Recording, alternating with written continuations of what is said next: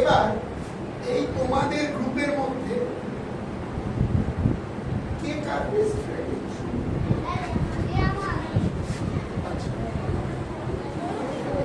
এই তিনজন best friend, চারজন বেস্ট ফ্রেন্ড। সোলার তরফ সোলার বেস্ট ফ্রেন্ড এই গুড